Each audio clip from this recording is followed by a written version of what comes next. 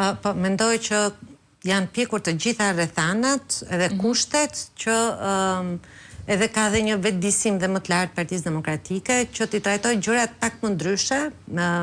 Unë kam patur dhe një intervistë më herët, përpara 2 ditësh, në Syri dhe kam thënë që duhet parë kjo deklaratë e Marta Kosti, thjesht si një sfidë ndaj Partisë Demokratike, se ne i kemi parë gjërat edhe për shkak të zhvillimeve në Shqipëri shumë ngushtë, pra të lidhura vetëm me opozitën. Sepse kjo deklaratë e Marta Kosti nuk ishte thjesht sfidë ndaj opozitës, ndaj PD-s, apo atyre që votuan vetëm në opozitën.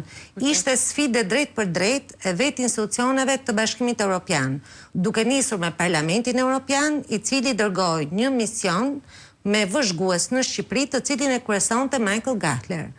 Ai ka patur dhe deklarat, pasi mbaroi misionin në Shqipëri, ka ndjekur këtë gjetjet e këtij misioni, edhe me një seancë të posaçme të Komisionit të Jashtëm të Parlamentit Evropian në Bruksel, ku është diskutuar gjërësisht atje, por në të njëjtën kohë ky delegacion ka qenë në një farë mënyrë sonira bashkërues i raportit përfundimtar të OSBE-ODIHR, sepse ky raport shkruhet nga ata që vëzhgojnë zgjedhjet.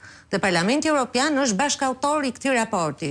Pra Marta Kosti sfidon jo vetëm Parlamentin Evropian, që është institucioni që i ka dhënë asaj votbesimin, pra ajo varet nga Parlamenti Evropian, por ka sfiduar dhe OSBE-ODIHR-in, dhe nuk e ka tagrin për ta bërë këtë gjë. Prandaj edhe Partia Demokratike ka marrë vendimin e duhur për ta përcjell me një notë verbale këtë shqetësim dhe për thënë dhe një gjë tjetër që duke folur me qëndrime diametralisht të kundërta, në sytë e shqiptarëve bëhet një dëm shumë i madh që minon të gjithë besimin që qytetarët kanë tek procesi i integrimit, por veçanërisht te institucionet evropiane, sepse me të drejtë një shqiptar pyet, ore kush e përfaqëson BE-n?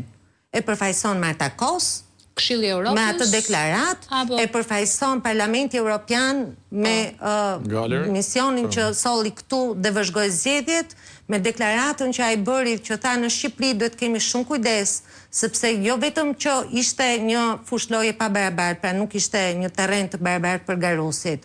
Jo vetëm zgjedhjet u zhvilluan në kushtet e partisë shtet, por ai foli dhe për ndikimin e krimit të organizuar dhe narkotrafikut në zgjedhje. Po, madje unë kam nxjerr pikat pra, angazhimi i rrjeteve të patronazhistëve, ndikimi i tyre në rezultatin zgjedhor, blerja e votave, presioni ndaj votuesve, përfshirjen e krimit të organizuar për herë të parë në një raport. Dhe gjëja që unë ka bërë përshtypje, sepse ne kemi analizuar më shumë se një herë në këtë studio, duke marrë fjalë për fjalë, literalisht ato që është shkruar, konvergonin. Pra, shkonin në të njëjtin drejtim, të vendosura fjalit për mbi fjali, pikërisht të probleme. As raporti ndërmjetëm dhe as përfundimtari as nuk ishin përjashtuar dhe as nuk ishin shtuar. Ishin po të njëjtat probleme ku për herë të parë përmendej kjo gjë. Dhe në momentin që një komisionere për zgjerimin, në një foltore zyrtare, po themi ne, duke u përgjigjur interesit të gazetarëve shqiptar, kthem një përgjigje të tillë, mund konsiderohet përgjigje e vet Marta Kosti apo kjo është përgjigje zyrtare e komisionit? Jo, kjo është përgjigje e vetë Marta Kosti dhe unë jam e bindur që kjo deklaratë do të ndiqet më tej dhe me këtë notë verbale që ka për Partia Demokratike, kjo do të shkojë në Parlamentin Evropian. Çfarë vlerë ka nota verbale për ta kuptuar? Do të thotë ku shkon, çfarë rrugë ndjek? Kjo ndjek rrugën zyrtare. Ne jemi drejtuar zyrtarisht Komisionit Evropian, Ursula von der Leyen si presidente e këtij komisioni dhe Parlamentit Evropian, që tash është institucioni që ka votbesuar Marta Kosti si komisionere. Dhe aty bëhen seanca të herpashershme për të mbajtur përgjegjës komisionerët dhe jo vetëm për punën që ato bëjnë dhe mbulojnë. Për shembull, nëse mban mend, çdo vit përpara se të publikohet raporti vjetor për vendet e rajonit, komisionerja shkon dhe jep llogari në Parlamentin Evropian. Dhe pasqyron aty gjetjet e veta, pastaj ka një seancë ndoshta edhe me debate për ato gjetje nëse bie dakord apo jo. Dhe Parlamenti Evropian bën rekomandimet e veta dhe ndjek çështjen më tej.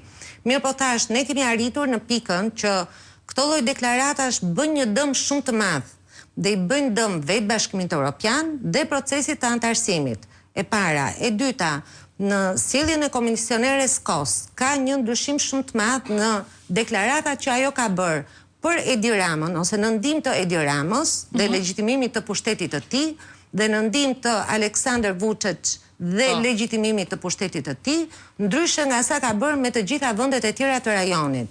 Dhe veçanërisht të ndërhyrje i ka bërë në kulme krizash politike.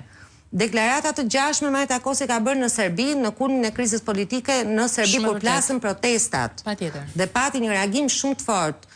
Jo vetëm nga qytetarë serb, nga shoqëria civile atje, por dhe nga vende anëtarë të Bashkimit Evropian dhe eurodeputet. Po, e vërtet. Dhe në e njëjta gjë ndodhi edhe këtu, pra, në ditën që kishte një ngjarje shumë të rëndë politike si vendimi për të pezulluar zëvendës kryeministra dhe ministra e infrastrukturës Balluku për korrupsion, zonja Koz vjen dhe bën këtë deklaratë si për të larë dhe për t'i dhënë legitimitet. Dhe zgjodhi mos të përgjigjet për këtë çështje, duke vendosur sërish prezumimin e pafajësisë. Le të themi që këtë ka bërë Ambasadori i Bashkimit Evropian në vendin tonë. Tani do të them dy elemente të tjera se qëndron në kontrast të fortë me çfarë po ndodh.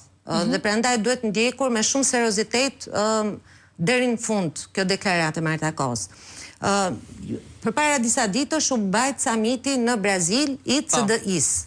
Sekretarja e përgjithshme e EPP-ve ka bërë një deklaratë me një përmbledhje të vendimeve kryesore të këtij samiti dhe një nga 4 pikat kyçe të këtij samiti ishte Shqipëria. Përveç Ukrainës mos gaboj, pra ishte Ukraina. E para ishte Ukraina, e dyta ishte narkoshteti që ka krijuar Maduro në Venezuelë. Dhe e treta ishte Shqipëria.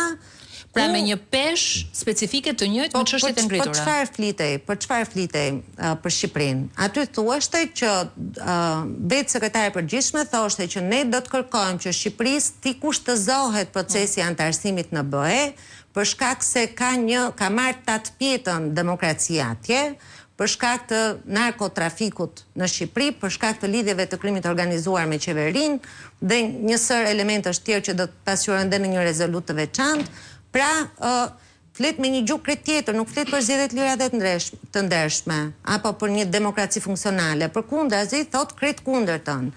Çfarë kemi tjetër? Vetëm përpara 2 ditësh, Altin Dumani ishte në Bruksel, në një takim që ndodh për herë të parë, kur janë mbledhur përfaqësues të agjensive lizbatuese të Amerikës Latine, të Ballkanit Perëndimor dhe të Bashkimit Evropian, pse? Për shkak të problemeve me drogën. Pra kjo është ngritur, është... Ka shprehur dhe shqetësimin madje për rrezikun e jetës nga ana e prokurorëve pikërisht në raport me krimin. Ato për masa që deri dje na thoshin që ç'është ky egzagerim, pse flisni për narkoshtet, ç'është ky turp, se dëmton ju imazhin e Shqipërisë. Ne tani kemi nga të gjitha anët, Edi Rama është i rrethuar me këtë të vërtet që ai ka ndërtuar një narkoshtet, por tashmë narkoshteti i tij ka marrë tatpjetën. Kështu që ky cikël po mbyllet dhe pavarësisht se ai përpiqet të gjejë shpëtim tek deklarata si ajo e zonjës Kos, në fakt ka një tjetër ndjekje politike, qoftë nga Bashkimi Evropian, qoftë nga agjensitë lizbatuese, qoftë nga ajo që vjen përtej Atlantikut, siç e kemi thënë që ka qenë dhe motori kryesor i ndryshimit të kësaj qasje. E shtruar kështu, dhe Genci, më ndihmo pak do vitet e këtë, Sami, po se dua ta shoh pak edhe me syrin e Gencit